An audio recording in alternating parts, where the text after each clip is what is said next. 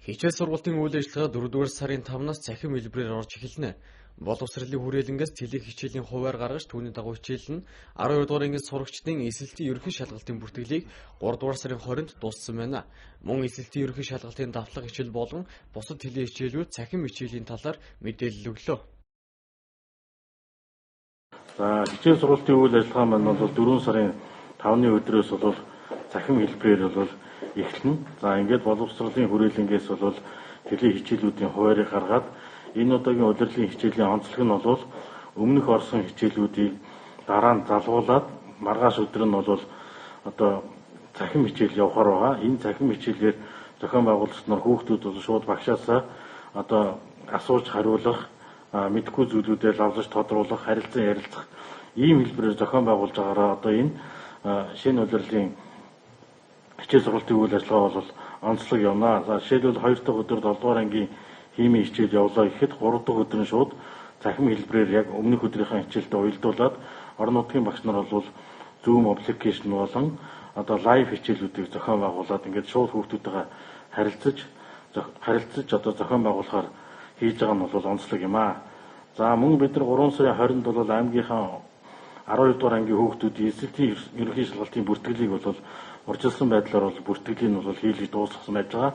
Ингээд 12 дугаар ангиудыг бол бүгдийг нэгдсэн нэг ангийн зохион байгуулалтанд оруулаад сонгосон хичээл бүрээр нь бас класс рум дээр ангиудыг үүсгээд ингээд одоо мэрэгжлийн багш нар нь бүгдээрээ сэдвүүдээ хувааж аваад хүүхдүүдэд төвшнгөөр нь ангилаад эсэлтийн ерөнхий шалгалтанд бэлдэх одоо цахим давтлагын үйл ажиллагааг бол нэгдсэн байдлаар зохион байгуулж явуулна.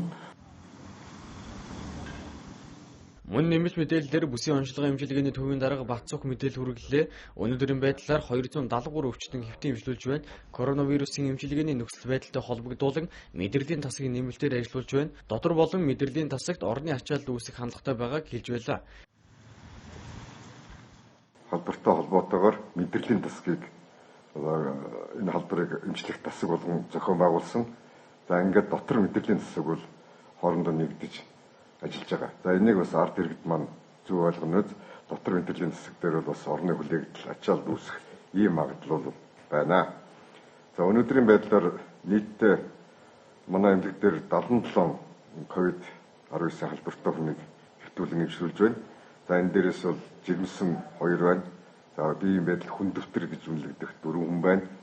За насны байдлаар бол 0-15 насны 16, 16-аас 34 насны 27, 35-аас 49 насны 28, 50-аас дээш насны 6 эмчлүүлэгч байна.